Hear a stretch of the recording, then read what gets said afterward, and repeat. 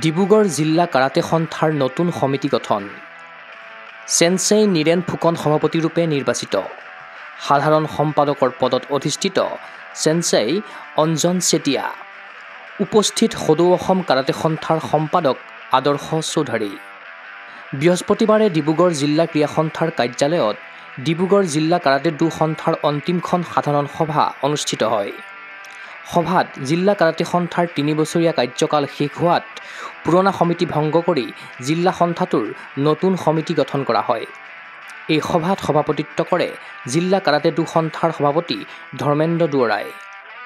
সভাৰ আৰম্ভণিতে জিলা কাৰাটে সন্থাৰ উপসভাপতি প্ৰয়াত শচীন্দ্ৰলাল ভূঞাৰ প্ৰতিচ্ছবিত মাল্য অৰ্পণ আৰু বন্তি প্ৰজ্বলন কৰে সভাপতি ধৰ্মেন্দ্ৰ দুৱৰাই। ইয়াৰ পাছতে সভাৰ উদ্দেশ্য ব্যাখ্যা কৰে সাধাৰণ সম্পাদক নীৰেণ ফুকনে। সভাৰ কাৰ্য বিৱৰণী, সম্পাদকীয় প্ৰতিবেদন আৰু অডিট ৰিপৰ্ট দাখিল কৰে সম্পাদকে।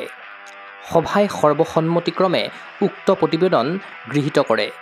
ইফালে সভাত উপস্থিত থাকিল সদৌ অসম কাৰাটে সন্থাৰ সাধাৰণ সম্পাদক আদৰ্শ চৌধুৰী, ডিব্ৰুগড় জিলাৰ ক্ৰীড়া বিষয়া স্বামী শইকীয়া, বিশ্বনাথ জিলাৰ ক্ৰীড়া বিষয়া অংকুৰজ্যোতি পাঠক, জিলা ক্ৰীড়া সন্থাৰ উপসভাপতি দীপুৰঞ্জন মাৰ্কাৰী, সদৌ অসম কাৰাটে সন্থাৰ পৰ্যবেক্ষক বাণীকান্ত বৰ্মন, ডিব্ৰুগড় জিলাৰ এথলেটিক্স বিভাগৰ সম্পাদক বিপুল চুতীয়া, জিলা কাৰাটে সন্থাৰ অধীনৰ সকলো একাডেমীৰ প্ৰতিনিধি আৰু কাৰ্যনিৰ্বাহক সদস্যসকল।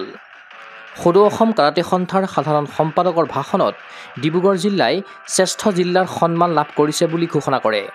এই সুবাদত আদৰ্শ চৌধুৰীয়ে 50,000 চেক জিলালৈ আগবঢ়ায়।